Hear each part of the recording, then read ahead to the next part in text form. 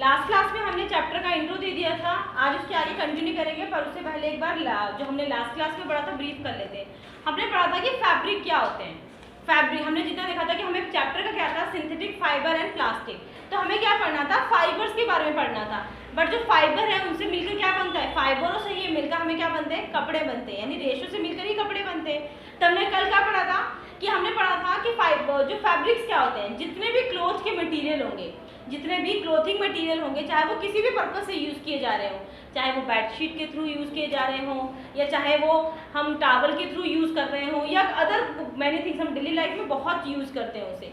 तो किसी भी चीज़ को यूज़ करने के लिए क्या किया जाता है, हमने पढ़ा था कि ऑल क्लोथिंग मटेरियल, उनको क्या कहा जाएगा, फैब्रिक कहा जाएगा। उसके बाद हमने फाइबर्स के बारे में पढ़े थे कि फाइबर्स क्या होंगे, एक थिन थ्रेड टाइप की लेयर होती है जो क्या करते हैं, फैब्रिक बनाने में उसकी हेल्प करती है। हमने ये भी पढ़ा था कि फाइबर्स क्या होते हैं, टू टाइप्स के होते हैं, एक नेचुरल फाइबर होता है और एक सिंथेटिक फाइबर। सिंथेटिक फाइबर के बारे में हमें चैप्टर में गिवन है, हमें उसी के बारे में ज़्यादा पढ़ना है, बट हमें फाइबर्स के बारे में पूरी नॉलेज होनी चाहिए। तो हमने पढ़ा था कि दो फाइबर्स होते हैं, पहला क्या होता है नेचुरल फाइबर, दूसरा होता है सिंथेटिक फाइबर। नेचुरल फाइबर में मैंने कल आपको पढ़ाया था, तीन टाइप के फाइबर बताए थे, सेलुलोज फाइबर, प्रोटीन फाइबर और मिनरल फाइबर। मिनरल फाइबर से आपके जो मैट वगैरह बनती है वो चीज़ें बताई थी, और सेलुलोज से क्या बना था आपका, सेलुलोज से जो आप फैब्रिक वगैरह यूज़ कर रहे थे वो चीज़ था। मिनरल और आपके पास था जो प्रोटीन फाइबर में क्या था, वूल था, और क्या था, वूल था और सिल्क था। सेलुलोज में लिनन भी था, जिसमें जूट के बोरे टाइप के बनते हैं ना, ड्रेसेस वगैरह, यानी जिसको हम लोग क्या कहते हैं, खादी का कपड़ा भी कहते हैं, जो पुराने ज़माने में यूज़ करते लोग, मोस्टली खादी का कपड़ा, मतलब क्वालिटी अच्छी होती है तो वो लिनन कहलाता है। तो सेलुलोज में आपके पास क्या था, कॉटन था, लिनन था। मिनरल में क्या था, आपके पास जूट के कपड़े थे, और उसमें आपके पास था, प्रोटीन में था आपके पास ऊन और सिल्क। सिल्क किससे मिलता है हमें, रेशम के कीड़े यानी सिल्क वॉर्म से मिलता है। यानी ये सारी चीज़ें क्या थी, हमें नेचर ने गिवन दी थी, मतलब हमने जो नेचर से हमें मिली हुई थी वो सारी चीज़ें हमने पढ़ी थी। फिर उसके हमने सिंथेटिक फाइबर के बारे में पढ़ा था। सिंथेटिक फाइबर क्या होते हैं, जो मानव निर्मित होते हैं, यानी क्या, मैन मेड होते हैं, उनको क्या कहा जाता है, सिंथेटिक फाइबर। सिंथेटिक फाइबर का मतलब क्या हो गया था हमारे पास, कृत्रिम मतलब क्या, जो केमिकल्स के थ्रू भी बने, यानी रसायन के थ्रू भी बने, और किसके थ्रू, मैन मेड बने, यानी हम जैसे इंसान लोग उसको बनाए। तो उसके बारे में भी हमने पढ़े थे, क्या पढ़े थे हमने पहले पढ़ा था कि एक विस्कोस नाम का लिक्विड पाया था। हमने पढ़ा था रेयन के बारे में, रेयन की कुछ खास, मतलब हमने सिंथेटिक फाइबर्स की कुछ प्रॉपर्टीज भी पढ़ी थी, उसमें हमने पढ़ा था क्या, रेयन के बारे में पढ़ा था। रेयन में भी क्या बताया था, इसमें हमने पॉलीमर के बारे में पढ़ा था। पॉलीमर क्या होते हैं कि एक साथ बहुत से स्ट्रक्चर होते हैं, एक साथ जो बहुत से स्ट्रक्चर होते हैं, स्ट्रक्चर क्या था कि कोई भी रेशी, अब जैसे हम लोग कोई भी फैब्रिक पहनते हैं तो वो क्या होता है, एक दूसरे से अटैच्ड होता है। अगर कभी भी उसकी कोई एक थ्रेड निकल जाए तो वो सारी थ्रेड ओपन होना शुरू हो जाती है। तो मतलब क्या होगा, ये एक दूसरे के साथ कनेक्ट होंगे। अब हम लोग जैसे बनाते हैं कोई भी ड्राइंग, एक दूसरे के साथ कनेक्ट रहेंगे, एक दूसरे के साथ अटैच्ड होंगे। अगर इसमें से एक भी लेयर हट जाएगी तो वो सारी लेयर अपने आप हटना शुरू हो जाती है, क्योंकि फैब्रिक किससे बनता है, थ्रेडों के कॉम्बिनेशन से बनता है, यानी फाइबर्स के कॉम्बिनेशन से बनता है। तो जो फाइबर का कॉम्बिनेशन है उसको क्या कहा जाएगा, पॉलीमर कहा जाएगा, हिंदी में से बहुलक कहते हैं। ठीक है, इसके बारे में पढ़ा था। इसके बारे में हमने क्या पढ़ा था कि प्लांट्स और मिनरल्स से मिलकर भी क्या बनते हैं, सिंथेटिक फाइबर। प्लांट्स मतलब जो हमारे पेड़ पौधे, जो नेचुरल हमें गवर्नमेंट मतलब गॉड गिफ्टेड दी गई है वो चीज़ें। और क्या पढ़ा था हमने कि हमें मिनरल से भी मिलती है, मतलब खनिज पदार्थों से, कोयले से भी हमें कई प्रकार के मिनरल्स मिलते हैं। नेचुरल जो हवा है उनसे भी मिनरल्स मिलते हैं हमें, इनसे भी कई प्रकार के फाइबर बना सकते हैं। जैसे कल हमने पढ़ा था एक्रेलिक फाइबर, नायलॉन फाइबर और पॉलिस्टर फाइबर। ये सारे फाइबर किससे बनते हैं, हवा, पानी और कोयले से। इन तीन चीज़ों से मिलकर ये तीन प्रकार के फाइबर्स बनते हैं। हमने ये भी पढ़ा था कि जो हम ऊन वगैरह है, कपास की खेती भी की जाती है, मतलब जैसे हम लोग फील्ड में अनाज उगाते हैं वैसे ही हम ऊन की, मतलब जो रुइयों की, कॉटन की खेती भी की जाती है। और ऊन कहाँ से प्राप्त होते हैं, हमें भेड़ों से प्राप्त होते हैं, शिप से प्राप्त होते हैं ना।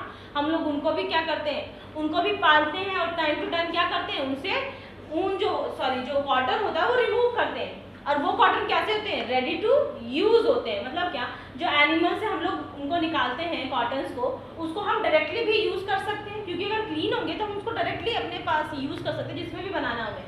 हम क्या बनाते हैं, गद्दे वगैरह बनाते हैं, पिलोज बनाते हैं, उन सब में क्या होता है, कॉटन का यूज़ किया जाता है।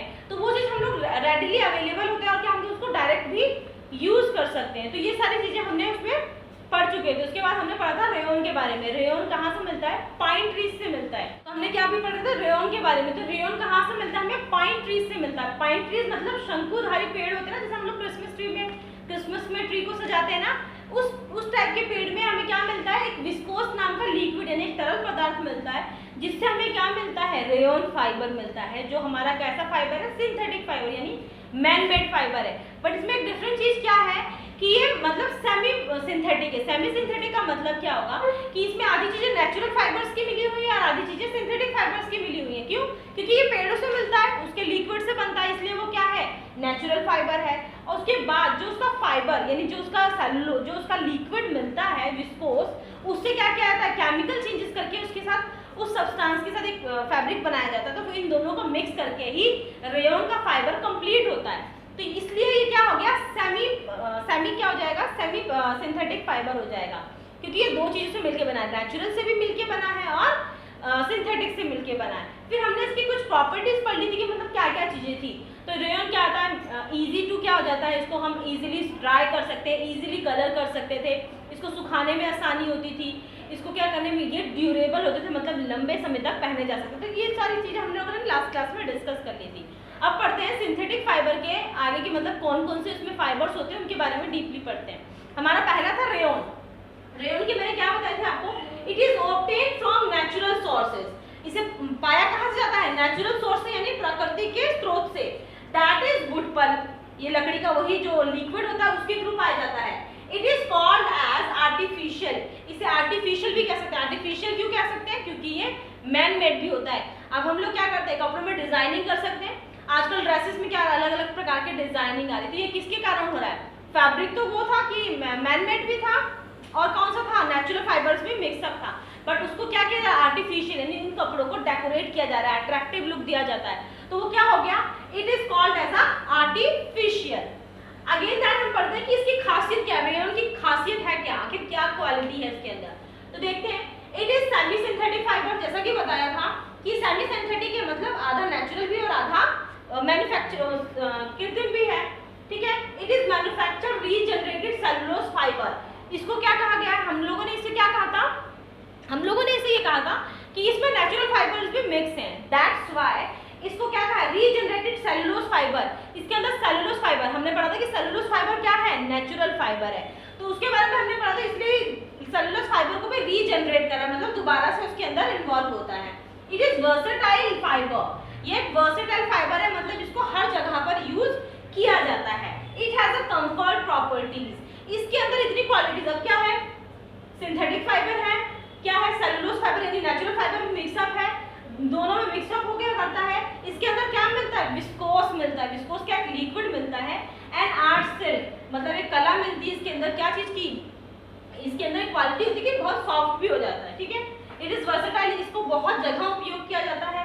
इट हैज कंफर्ट प्रॉपर्टीज, इसकी प्रॉपर्टीज बहुत आरामदायक होती है, इसके गुण, they can be easily died, यानी रेयन को जो कलर होते हैं ना कपड़ों के अलग अलग डिफरेंट कलर्स होते हैं, तो यानी रेयन के कपड़ों को आसानी से कलर भी किया जा सकता है। कई कपड़े होते हैं जिनको आसानी से कलर नहीं किया जाता, तो रेयन को आसानी से हम कलर कर सकते हैं। अब देखिए हमने पढ़ लिया कि रेयन होता क्या क्या है, उसकी प्रॉपर्टीज भी पढ़ ली, इसकी क्वालिटीज क्या क्या है। अब देखते हैं कि रेयन यूज कहाँ कहाँ होता है। It is used in textile application like shirt, skirt etcetera.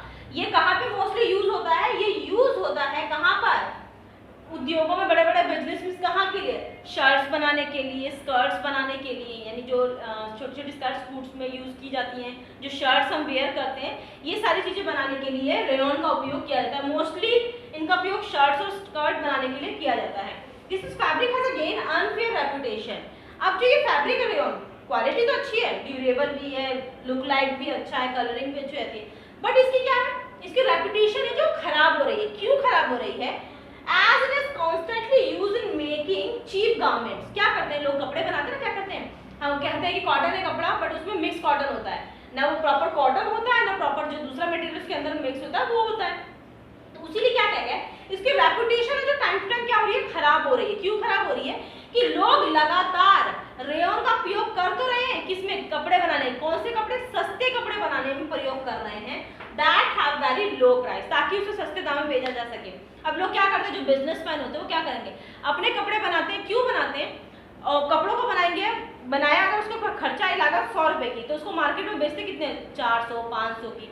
आजकल भी जो कपड़े खरीदते जितनी कीमत नहीं होती है बट उसकी कीमत उतनी बताई जाती है, फिर वो बार्गेनिंग करके अगर कर सको तो ठीक है, अदरवाइज उतने का ही पर्सन परचेज करता है। तो उन कपड़ों की क्वालिटी कैसी होती है, अगर क्वालिटी अच्छी होगी तो हम लोग क्या करेंगे, उसके जितने भी दाम हो उतना देने को तैयार हो जाते हैं। बट लो क्वालिटी आजकल क्या हो रहा है, कपड़ों को मिक्स किया जा रहा है, लुक तो अट्रैक्टिव है बट क्वालिटी है कि मतलब जो फैब्रिक प्योर होना चाहिए वैसा फैब्रिक नहीं है।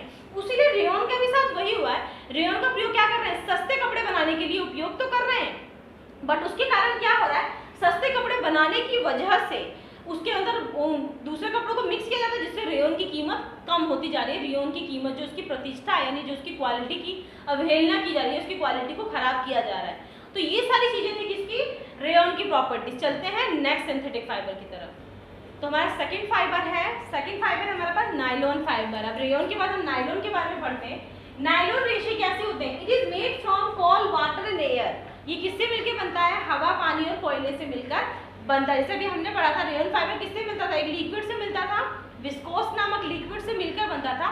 नायलॉन फाइबर कोयले से, पानी से और हवा से, इन तीनों का मिक्स करके बनता है। ठीक है, अब इसकी क्या था, it is fully synthetic fibre made in 1931। जैसे अब क्या था, जो हमारा रेयॉन फाइबर था वो सेमी सिंथेटिक था, मतलब आधा नेचुरल और आधा सिंथेटिक था।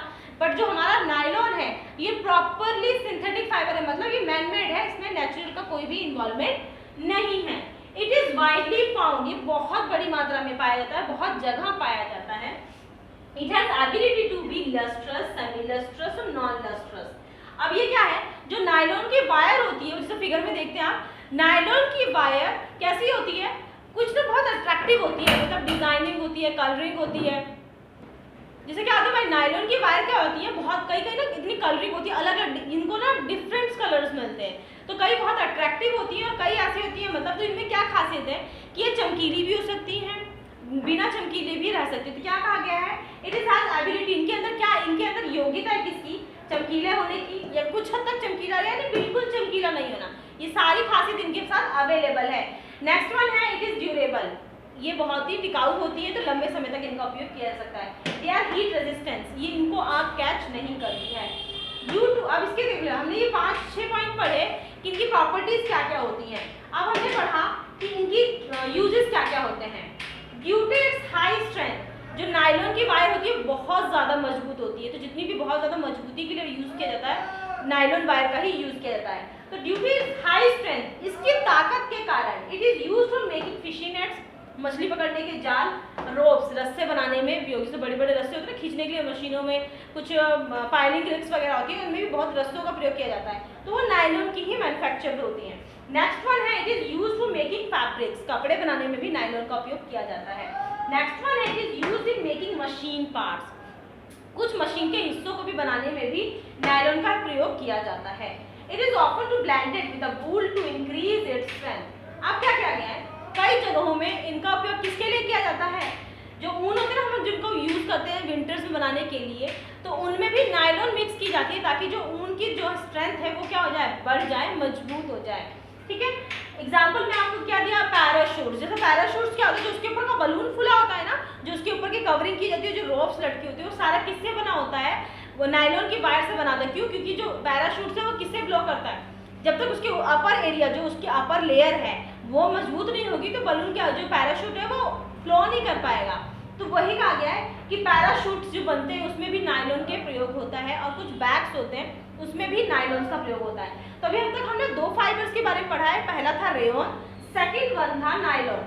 रेयॉन में हमने देख लिया कि वो लिक्विड से बनता है, उसके अंदर केमिकल भी होते हैं और नॉर्मल भी होते हैं। अब नेक्स्ट था क्या, नायलॉन। नायलॉन में भी हमने देख लिया बहुत ज़्यादा मतलब ताकतवर होता है, ड्यूरेबल होता है, और सबसे बड़ी बात ये फुल्ली सिंथेटिक फाइबर है, मतलब इसमें नेचर का कोई भी इन्वॉल्वमेंट नहीं है। मतलब क्या है, मतलब नेचर से कोई इन्वॉल्वमेंट नहीं है। क्या, कोयले से मिलकर बना है, हवा से मिलकर बना है, पानी, बट जब वो कोयले में मिलकर क्या किया गया, इन तीनों को मिक्स करके बनाया गया है, तो इसलिए इसमें नेचर का कोई भी इन्वॉल्वमेंट नहीं माना जाएगा और ये प्रॉपर सिंथेटिक फाइबर में काउंट होंगे।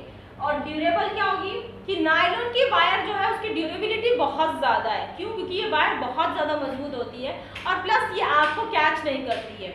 यूजेस भी आपको बता दिए, पैराशूट्स, नेट और क्या, बैग्स वगैरह, इन जगह में ही हम इसका उपयोग करेंगे। ठीक है।